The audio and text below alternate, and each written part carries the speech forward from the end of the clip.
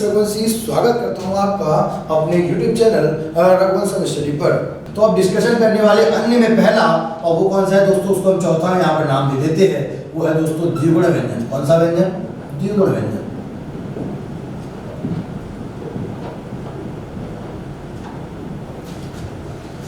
ठीक है दोस्तों, द्विगुण व्यंजन, इसके और कौन कौन से नाम हैं वो स्पष्ट कर देता हूँ आपको, जिससे आपको दिक्कत ना हो। द्विगुण व्यंजन के और कौन कौन से नाम हैं तो देखिए, द्विस्पृष्ट व्यंजन, और इसका और अगला नाम है उत्क्षिप्त व्यंजन,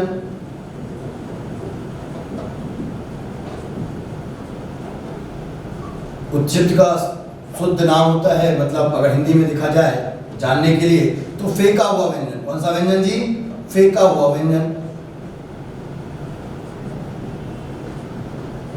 और इसको अन्य नाम से जाना जाता है, वो है ताड़नजात व्यंजन। कौन सा व्यंजन जी? ताड़नजात। कोई भी इनमें से शब्द आ जाए और आपसे पूछ लिया जाए तो ध्यान रखें कि वहां कौन सा आंसर होगा, हमेशा द्विगुण व्यंजन होगा। कई बार आप नहीं भी पढ़ते तो भी दिक्कत नहीं आती, क्योंकि ज्यादातर क्वेश्चन आपसे क्वेश्चन एग्जाम में इनसे नहीं, केवल इनसे और इनसे किया जाता है। पर याद आप रखेंगे तो आपके लिए भी फायदे रहेगा, इसलिए आपको सिर्फ लिख दिया है। आप इनकी समझिए कि इनकी वजह क्या है। द्विगुण व्यंजन से क्या समझ में आता है दोस्तों? द्विगुण व्यंजन से समझ में आता है कि द्विगुण मतलब जो कितने गुण दर्शा रहा होगा, दो गुण प्रदर्शित कर रहा होगा, इसलिए वो क्या कहलाया? द्विगुण व्यंजन। मतलब यहाँ देखिए, मैं कुछ लिख रहा हूँ। मैंने बोला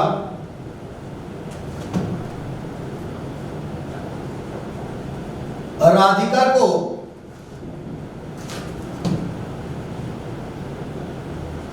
पढ़ना पड़ता है। आपको समझ में आया?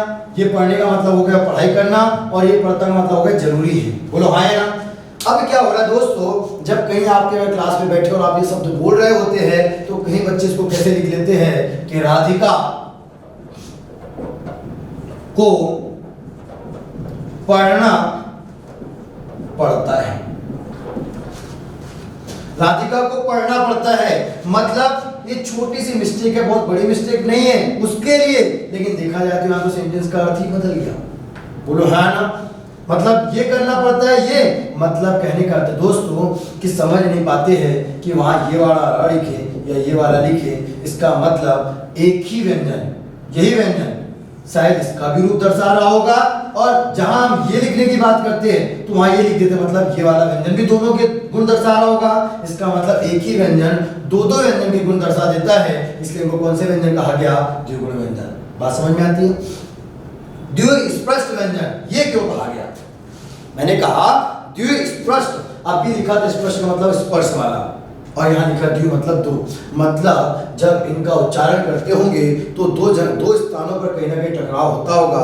तो ध्यान रखिए, जीभ का जो अग्रभाग है, वो एक स्थान जो जीवा का जो अग्रभाग है, वो आप जब इनका उच्चारण करते हो ना दोस्तों, ड़ ड़, तो जीवा का देखिए अग्रभाग ड़ ड़, मैं बोल रहा हूँ आप भी बोल के देखिए, जीवा का अग्रभाग देखिए ऐसा ड़ ड़, ये तालु पर टकरा रहा है, मतलब दो भागों का क्या स्पर्श मतलब होता है? स्पर्श मतलब दो भागों में क्या हो रहा है? आपस में स्पर्श हो रहा है, दोनों भागों का स्पर्श हो रहा है, और एकदम से फिर जीभ नीचे आ जाती है। देखिए ड़ा ड़ा, मतलब जैसे आप जीवा नीचे करते हो एकदम से फिकती है जीभ, और वो जीभ का जो जीवा का जो है एकदम से ऐसे लुढ़कना, वो क्या कहलाता है? उत्क्षिप्त कहलाता है। उसी की वजह से जो शब्द होते हैं वो ऐसे लगते हैं जैसे फेंका जा रहा है। अच्छा, एक और चीज याद आ गया, बता दूंगा। अभी आपने उष्म व्यंजन पढ़े थे, क्या पढ़े थे दोस्तों? उष्म व्यंजन। वहां पर आपने ये नहीं पूछा, या ये मैं बता नहीं पाया आपको कि उष्म व्यंजन को आप कैसे महसूस कर सकते हो। आप एक अपनी हथेली लीजिए दोस्तों, ये पाउम जो है उसको ले लीजिए, उसको अपने मुख के सामने रखिए, और तीनों स को या ह को बोल के देखिए, आपकी हथेली पर गर्म वायु आपको महसूस होगी अपने आप। देखिए श श श ह, स श श ह, आपके हथेली पर एक गर्म हवा निकलेगी, और जब गर्म हवा हथेली पर निकलती है इसलिए उनको उष्म व्यंजन कहा जाता है। आप ऐसे इसको महसूस कर सकते हैं, मैं उस समय नहीं बता पाया, अभी आप समझ गए, एक बार फील करके देख लीजिएगा, है ना? अब अगर हम यहाँ की बात करते हैं तो यहाँ समझ में आया द्विगुण क्यों कहा जाता है? क्योंकि एक ही व्यंजन दोनों व्यंजन के गुण प्रदर्शित कर देता है, इसलिए द्विगुण कहा जाता है। द्विस्पृष्ट व्यंजन कहा जाता है। यहाँ स्पर्श का मतलब होता है स्पर्श और द्यू का मतलब है दो, मतलब दो जो भाग है उनका क्या होता है जी, स्पर्श होता है। इसका मतलब ये मैंने कहा पर्वत है, बार बार बोल रहा हूं ये पर्वत है, और पर्वत का पीछे वाला भाग तालु है और ये वाला भाग मूर्धा है। जब आप रा बोलते हो रा, तो देखिए दोस्तों, जब रा बोलते हो तो इसका मतलब जीवा का जो सबसे कॉर्नर अग्र भाग है वो तालु से टकराता है, मतलब दोनों भागों का क्या होता है, स्पर्श होता है, मतलब दो भाग स्पर्श कर रहे हैं, इसलिए क्या कहलाया, स्पष्ट व्यंजन। बोलो हाँ। बात आती उत्क्षिप्त व्यंजन क्यों कहा जाता है। जीभ क्या होता है दोस्तों, जब आपकी जीभ, अभी मैं वही बात कर रहा था कि जब आपकी जीवा का अग्र भाग तालु से टकराता है तो झटके से बाहर आती है जीभ। देखिए रा रा, बोलो हाँ ना रा। इसका मतलब इसी कारण जब जीभ झटके से नीचे आती है तो जीभ के झटके से आना ही क्या कहलाता है, उत्क्षिप्त कहलाता है। इसलिए उन व्यंजन को कौन सा व्यंजन कहा जाता है, उत्क्षिप्त व्यंजन। फेंका हुआ व्यंजन या ताड़ंजा, ये दोनों एक ही है, फेंका हुआ व्यंजन या ताड़ंजा। इससे क्या समझ में आता है, ध्यान दीजिए। मैं फिर वापस आपको बोल रहा हूँ कि अपनी पॉम को सामने रखिए, हथेली को मुख के सामने रखिए दोस्तों, और इन दोनों व्यंजन को एक बार बोल कर देखिए। ऐसा लगेगा कि जैसे आप कैसे फील कर रहा हूँ आपको। देखिए अगर कोई पंखा चल रहा हो, कोई वॉल फैन चल रहा हो जो घूमता हो, रोटेशन करता हो, देखिए क्या कर रहा हो, रोटेशन। तो आप जब बैठे होते तो क्या होता है दोस्तों, एकदम से हवा आती है, फिर वो अपनी तरफ मूव करना बंद करता है, फिर वो अपोजिट साइड में मूव करने लग जाता है। उससे क्या होता है, एक पल के लिए हवा पड़ती है, फिर चली जाती है, फिर पड़ती है, फिर चली जाती है। कुछ ऐसा ही इन दोनों व्यंजन के साथ भी है। क्या होता है कि देखिए, जैसे किसी ने कुछ फेंक दिया, फिर खींच लिया, फिर फेंका, फिर खींचा, तो एक बार बोल के तो देखो दोस्तों, बोल के तो देखिए, बड़ा बड़ा बड़ा। इसका मतलब ऐसा लग रहा है जैसे हथेली पर कोई कुछ फेंक रहा है हवा, और फिर खींच रहा है, फिर हवा फेंक रहा है, फिर खींच रहा है। मतलब इनको फेंका हुआ व्यंजन इसलिए कहा जाता है क्योंकि हवा झटके से बाहर निकलती है, तो इनको क्या नाम दिया गया, फेंका। तो क्या ये बात स्पष्ट हुई कि इन्हें क्यों ऐसा कहा जाता है। खाली रटना नहीं है, इन्हें फील कर सकते हो खाली इन दो व्यंजनों के आधार पर। आप डेफिनेशन की बात करोगे तो डेफिनेशन क्या लिखे, तो उसमें तो 4-5 प्रकार से मैंने बता दिया। क्या कि वे व्यंजन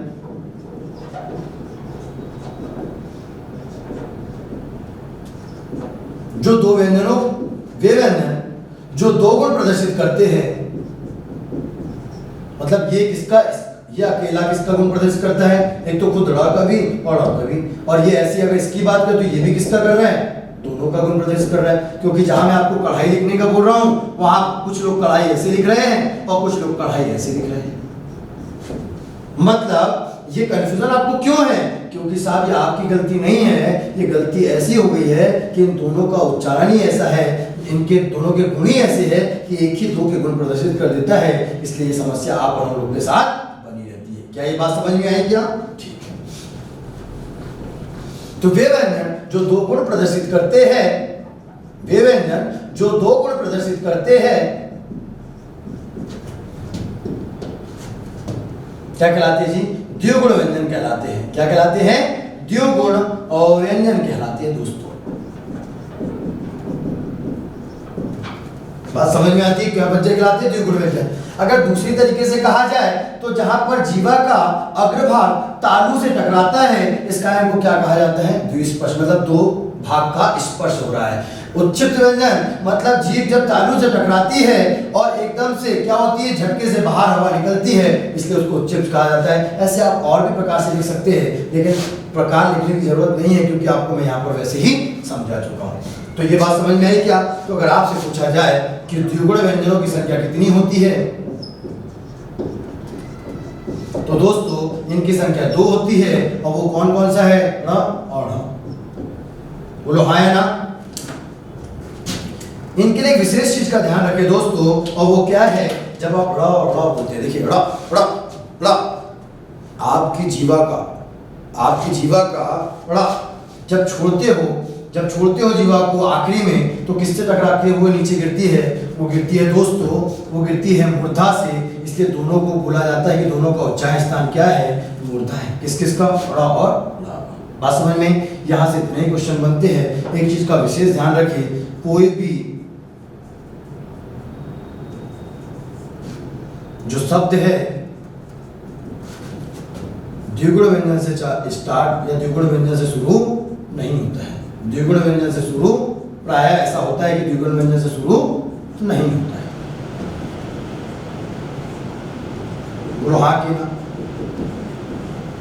ठीक है दोस्तों, ये बात। और हमने एक लास्ट छोड़ा था उच्चारण पर 7 हम निकाल चुके थे, 8वां यहीं से निकलेगा दोस्तों, और उसको कई बार नाम दिया जाता है वहां पर उच्चारण के आधार पर उत्क्षिप्त या द्विगुण व्यंजनों की संख्या कितनी मानी गई है, तो वहां पर आपका आंसर कितना आएगा दोस्तों, 2 आएगा।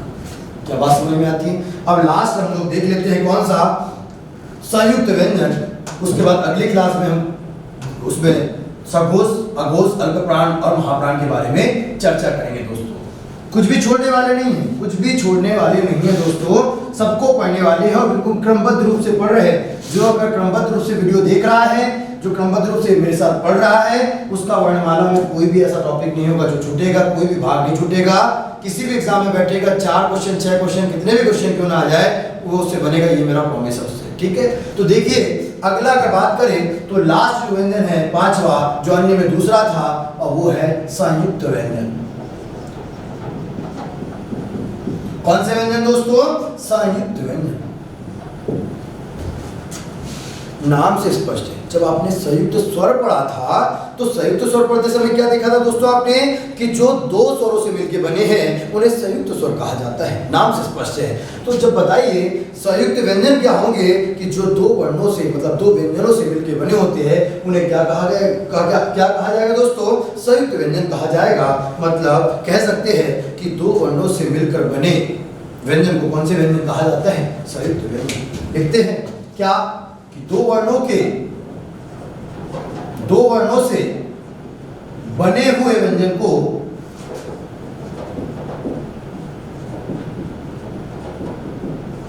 क्या कहा जाता है दोस्तों? संयुक्त व्यंजन कहा जाता है।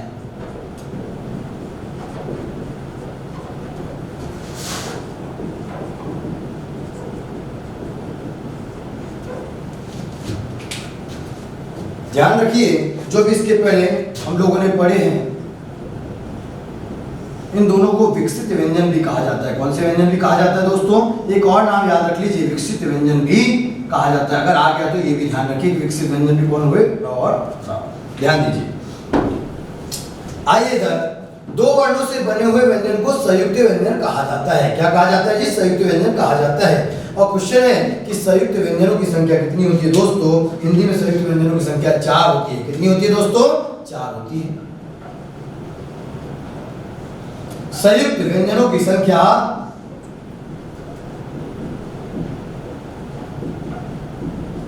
4 होती है। कितनी होती है दोस्तों?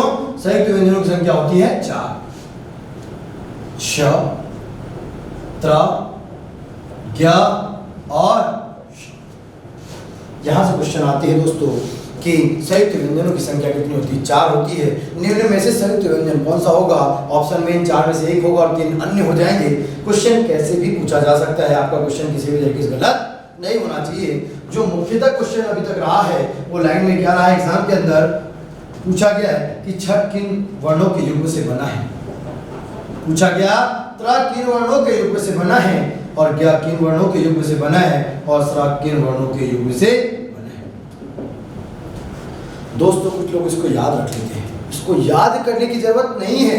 और क्यों नहीं है, उसकी वजह क्या है अभी हम समझते हैं दोस्तों। देखिए मैंने कहा छ, त्र, ज्ञ और स्र। मैंने कहा दोस्तों अभी अब छ और ज्ञ को छोड़ दीजिए, केवल त्र और स्र पे बात करते हैं। भूल जाइए यहाँ पर त्र और स्र लिखा हुआ है, ठीक है, बिल्कुल नहीं दिख रहा आपको। अब मुझे बताइए, मैं जब क्लास में बोल रहा हूं कि बच्चा स्र लिखो, मैंने बोला बच्चा स्र लिखो, मैंने ये नहीं बताया, मैं ये भी नहीं पढ़ा रहा हूं, सिर्फ इतना बोला स्र लिखो, तो बताइए दोस्तों क्या होगा? कुछ बच्चे स्र ऐसे लिखेंगे, अरे बोलिए ना, और कुछ बच्चे कैसे लिखेंगे? तो क्या ये स्र नहीं लिखा है? लिखा है, बोलो हाँ या ना, हाँ या ना। अब ये स और ये क्या के चिन्ह है? र का। एक और छोटा सा कॉन्सेप्ट समझिए, जब तक वो समझ में नहीं आएगा, वैसे तो मैं वर्ण विच्छेदन में सिखाऊंगा, लेकिन यहाँ समझ लीजिए दोस्तों, ये अगर यहाँ पर लिखा है ऐसे, समझिएगा, बहुत बेसिक कॉन्सेप्ट है, इतने आसानी समझ में नहीं आता है। मैंने कहा ये क और ये काय का निशान है? र का। र की रकार आगे सिखाऊंगा, र के कौन कौन से रूप होते हैं। दोस्तों जब आप देख रहे होंगे कि र जमीन पर लेटा है, दिखने में क्या लग रहा है? र आधा है, और क कैसा है? पूरा है, लेकिन ऐसा नहीं दोस्तों। यहाँ हो क्या रहा है? जो दिख रहा है वो हो नहीं रहा है, और जो हो रहा है वो आपको दिख ही नहीं रहा है। बात समझ में आती है? और देखिए कैसे कि दोस्तों ये जमीन पर र अगर रकार में आधा लगा हुआ दिख रहा है, इसका मतलब यहाँ र कैसा है, पूरा है। ये र का एक नियम में है, तीसरा नियम है, सिखाऊंगा। अभी सिर्फ इसको बताने के लिए, इसमें कोई याद ना करे इसलिए मैं इसको आपको थोड़ा सा एक टॉपिक डिस्कशन कर रहा हूँ। वैसे मैं इसको बाद में डिस्कशन करता हूँ आगे विच्छेदन में। मैंने कहा जब र की रकार जमीन पर लेटी हो, इसका मतलब वो क्या होती है, पूरी होती है, मतलब वो र पूरा होता है। और दोस्तों जिसमें वो लगा होता है, जो आपको का यहाँ पूरा दिख रहा है ना, वो का पूरा नहीं है। क्यों? क्योंकि र जब उसमें लग जाता है तो खुद का को क्या कर देता है, वो आधा, तो उसको ऐसे लिखेंगे। बात समझ में आई? मैंने कहा दोस्तों, मैंने लिखा प्रथम। क्या लिखा दोस्तों? प्रथम। तो मैं आपसे पूछ रहा हूं कि यहाँ प आधा है कि रा आधा है? आपका जवाब होगा कि सर यहाँ प आधा है। क्यों? तो आपका रीजन है जमीन पर र लेटा है, और जब भी जमीन पर र लेटेगा वो कैसा होगा, पूरा होगा। और जिसमें लगेगा उसको क्या करेगा, आधा करेगा। क्या करेगा दोस्तों? आधा करेगा। तो बताइए प कैसा हो गया यहाँ पर, आधा प, और ये र कैसा हो गया, पूरा, प्रथम। आप ऐसे बोल के देख लीजिए, आधी चीज को हमेशा आगे लिखा जाता है। अगर आपको लगता है, एक कॉन्सेप्ट ध्यान रखें, आधी चीज को हमेशा आगे लिखा जाता है। इसका मतलब अगर आपको लग रहा है कि प्रथम में नहीं, प ही पूरा है और र आधा है, और आधी चीज को कहाँ लिखा जाता है, आगे, तो देख लीजिए एक बार लिख के, र आधा। आपको लग रहा है प पूरा है, तो र प थ म। बात समझ में आ रही है? अगर आपको ऐसा लग रहा है तो देखा, हाँ। आप अगर आपको ये नहीं लग रहा होगा तो आपको लग रहा है कि चलो ठीक है, ऐसे समझ में नहीं आ रहा सर आपने तो आगे क्यों जोड़ दिया, हमारा माने कि प के बाद में र को जोड़े, तो ठीक है वो भी करके देख लेते हैं। देखें यहां आप बोल रहे हो कि प पूरा है और र आधा है, बोलो हाँ या ना? एक दो कंडीशन बना रहा हूं आपके लिए। ये प्रथम, ध्यान से देखिए दोस्तों, ध्यान से देखिए। मैंने कहा ये प्रथम लिखा है, और आपके ध्यान में या संज्ञान में ये है, अभी भी मानने को तैयार नहीं हो कि नहीं प दिख रहा है मतलब प पूरा है, और इसलिए मैंने आपको कॉन्सेप्ट बताया कि जो आधा अक्षर होता है उसको आगे लिखते हैं। तो चलो आपने मेरा तरीका देख के लिख लिया, तो वहां तो आंसर कुछ और ही आ गया, लिखा प्रथम और ये आ रहा प्रथम, तो ये तो गलत हो गया। तो बोले सर नहीं आपने गलत बताया, मैं अपने हिसाब से करता हूं। तो आपने क्या बोला, प पूरा है सर, र आधा है, तो ये क्या होगा, प्रथम। क्या हो गया, प्रथम। तो यहाँ तो प्रथम लिखा, प्रथम थोड़ी को लिखा है। और ऐसे र को यहाँ ऐसे नहीं लिखा जाता है, जब ये र ऐसा आ जाता है तो इसको किसके ऊपर भेज दिया जाता है, इसके ऊपर। आप जरा पढ़िए क्या लिखा है, प्रथम लिखा है। क्या लिखा है, प्रथम। और जबकि अपन पढ़ क्या रहे, प्रथम। इसका मतलब अब हमारे हिसाब से चलिए कि प हम बोल रहे हैं इस प्रथम में क्या है, प आधा है। क्यों आधा है, क्योंकि र जमीन पर लेटा है और र पूरा होगा जमीन पर लेटने की वजह से, और जिसमें लगा उसको आधा करेगा। अब देखिए प आधा, र थ म, प्रथम, प्रथम। ठीक है, क्लियर है? अभी आगे जब मैं सिखाऊंगा दोस्तों उसकी बात ध्यान रखिए, मैं आगे भी सिखाने वाला हूँ, कोई यही नहीं छोड़ रहा हूँ इसको, बस आप रटोगे नहीं ये वाला, इसलिए मैंने आपका छोटा सा कॉन्सेप्ट लिया है। मतलब जब भी र की रकार जमीन में आपको लेटी दिखे तो ये मत समझिएगा कि वो आधी है, वो पूरी होती है, और जिसमें लगी होती है उस शब्द को क्या कर देती है, आधा कर देती है। देखिए इसका बताने का रीजन क्या था। मैंने कहा मैंने सरा लिखने का बोला तो कुछ बच्चों ने ऐसा लिखा, कुछ ने ऐसा लिखा। तो मैंने आपसे पूछना है यहाँ क्या क्या छुपा है, एक तो र है और दूसरा स है। आप बताइए र पूरा है कि आधा है? आपने बोला सर पूरा है। क्यों? आपने तो बताया जमीन पर लेटा तो कैसा होगा, पूरा होगा, तो र पूरा है। बोलो हाँ या ना? और आधा जो होता है उसको कहाँ लिखा जाता है, आगे। तो यहाँ स कैसा हो गया, आधा, और आधा और खड़ी पाई के अक्षर को लिखने के लिए उसमें क्या लगाया जाता है, आधा। कुछ देर पहले ये बात की थी, बोलो हाँ या ना? हमने कहा था कि अभी दो तीन कॉन्सेप्ट एक साथ यूज किया मैंने। पहले सरा को ऐसा लिख लिया, र जमीन पर लेटा इसलिए पूरा होगा, स आधा होगा इसलिए आगे लिख दिया, आगे खड़ी पाई के अक्षर को आधा करने के लिए लगा दिया। आप बताइए दोस्तों ये आपने रटा क्या? नहीं। यहां पर आइए, इस तरह को आप क्या लिख लोगे, आधा स प्लस र, और यही दो वर्णों के युग्म से क्या बनता है, मतलब एक तीर से दो निशाना लगा दिया, आपको पता भी नहीं चला। ऐसी बात करते हैं दोस्तों। मैं अगर आपसे कहूं कि त्र लिखिए, क्या लिखिए दोस्तों, त्र, तो देखिए कोई त्र ऐसे बनाएगा और डेफिनेटली कोई त्र ऐसे बनाएगा। अरे हाँ कि ना? ये अब तक आपने रटा होगा, लेकिन आज आप देख पा रहे हैं कि कितना आसान है। क्यों रटा हमने, ये आपको समझ में आ रहा होगा। तो आपने जैसे ही तरह लिखा दोस्तों, तो यहाँ की बारी आती है। तो यहाँ मैंने बोला र कहाँ पर लिखा है, जमीन में। कैसा होगा, पूरा होगा, और जिसमें लगा उसको कैसा करेगा, आधा करेगा। इसका मतलब देखिए र पूरा है तो पीछे लिखा जाएगा, और उसके आगे कौन है, ता, आधा है, और खड़ी पाई के अक्षर को आधा करने के लिए इसका मतलब इस तरह को कैसे लिखा जा सकता है, तो प्लस, बोलिए ना जी, ऐसा ही है, हाँ है ना। चलिए अब आइए श, क्या लिखा है, श, श। आप जरा श को बोलने की कोशिश करिए। देखिए आपके मूर्धा से आपकी जीवा टकरा रही है, और मूर्धा से आगे में छ, स जैसा भी आ रहा है, श, श, मतलब मूर्धा वाला एक स था आपका, कौन सा, ये वाला स था। बोलो हाँ है ना। श, श, श। मैं आपको बोल के बता रहा हूं, देखिए अब यहाँ कौन अक्षर आएगा वो मैं आपको बोल के बता रहा हूं, समझना। ये सीख गए, अब आगे आइए इधर देखिए, समझना दोस्तों। क्या लिखा है, कक्षा, क्या लिखा है, कक्षा। अगर मैं आपको बोलूं कि आपको पढ़ना नहीं आ रहा, धीरे धीरे करके बोलिए, एक एक करके उच्चारण करिए, तो आप बोलोगे क शा। याद नहीं रखे इसलिए इतना कुछ तोड़ के मरोड़ के बता रहा हूं आपको कि याद नहीं रखे, सब कुछ वहीं पर है। देखिए तो मैंने बोला कक्षा, ये लिखा है कक्षा, क शा, बोलो हाँ है ना, क शा। इसका मतलब दोस्तों आपको समझ में आ गया कि अगर मैं कक्ष बोलने का बोलूं तो, अगर मैंने कहा कक्ष बोलो बेटा, क्या बोलेंगे फिर हम लोग दोस्तों, कक्ष बोलने की बारी आएगी तो आप बोलोगे कक्ष, कक्ष, कक्ष, बोलो हाँ है ना। तो यहाँ क्या रखने की जरूरत पड़ी, इसका मतलब आपको समझ में आ गया कि छ के लिए कौन आ रहे हैं, क और सा, और यहाँ पर क्या आ जाएगा, क, और कैसा आएगा दोस्तों, आधा। अरे मेरी बात समझ में आ रही है। मैंने जब त्र की बारी की तो आपने त्र बोल के काम चला लिया, जब मैंने स्र बोला आपने श्र बोल के काम चला लिया, जब मैंने छ बोला तो आपने एक अलग एग्जाम्पल उठा लिया, कक्षा या कक्ष। दोस्तों समझिए, समझिए इस चीज को।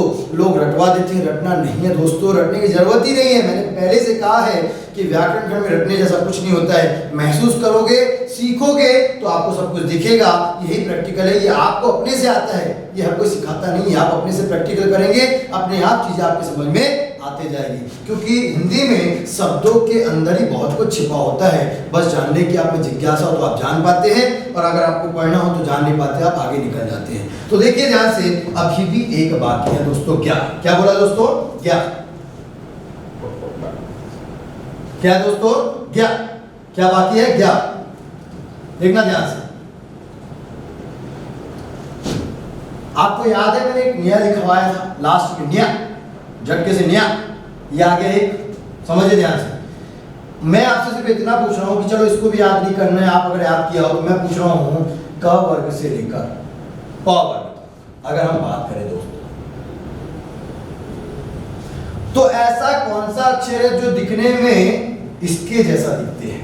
ऐसे कौन कौन से अक्षर है जो कहीं ना कहीं ऐसा लगता है कि उनका रूप इनके जैसा दिखता है? तो आप कहोगे सर एक तो ये ज दिख रहा है और दूसरा ये निया दिख रहा है, बस इन दो के अलावा और कोई नहीं है जो इसके जैसा दिख रहा है। बस काम हो गया, बस काम हो गया। उच्चारण दोनों को मिलाओगे तो इसी का बनेगा।